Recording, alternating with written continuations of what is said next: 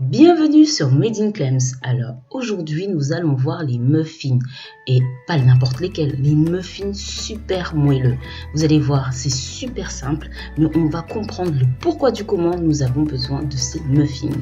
N'hésitez pas à vous abonner à cette chaîne et aux réseaux sociaux. Et n'oubliez pas, la recette est sur le blog madeinclems.fr. Alors c'est parti pour la recette.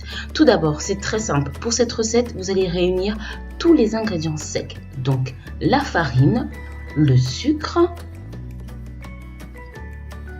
Ensuite, ajoutez-y le sucre roux et le bicarbonate de soude ou parfois la levure. Ensuite, vous allez mélanger simplement.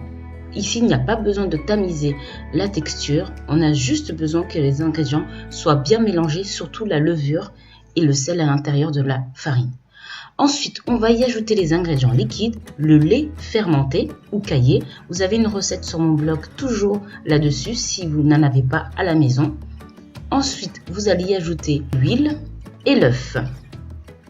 Ensuite, étape importante, il n'y a pas besoin de fouet ou de robot. Au contraire, vous allez utiliser la cuillère en bois pour tout mélanger et délicatement. L'intérêt, c'est de mélanger et laisser du grumeau. C'est ça l'intérêt, puisque là, cette pâte-là, justement, a besoin de grumeaux. Il ne faut pas faire trop travailler le gluten pour obtenir justement cette texture hyper moelleuse du muffin. Vous voyez, on y voit encore des morceaux, le jaune de l'œuf ainsi que des morceaux de farine. C'est exactement cette texture qu'il nous faut pour ce muffin. Alors ici, nous y ajoutons du chocolat au lait que j'ai concassé, mais vous pouvez utiliser n'importe quel autre chocolat et adapter le sucre en fonction de la teneur en sucre de votre chocolat, si c'est du chocolat blanc ou autre. Et bien évidemment, vous pouvez y ajouter d'autres éléments comme des fruits, les framboises ou même des fruits secs, comme vous voulez. Cette base de pâte est parfaite pour différents types de muffins.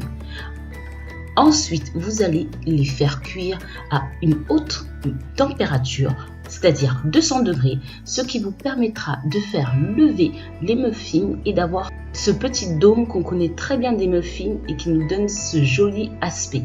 C'est très important. Vous voyez? Regardez-moi la beauté de ces muffins bien dorés. Effectivement, ils sont irréguliers, mais c'est exactement ça. Vous avez ce petit sommet, ce petit dôme et ce petit côté bien doré de ces muffins. Je vous renvoie encore sur mon blog ou juste en dessous le lien qui vous permet d'accéder à la recette et à toutes les mesures dont vous avez besoin avec toutes les explications pour faire un muffin moelleux. Je vous dis à bientôt pour de nouvelles recettes et pensez à vous abonner.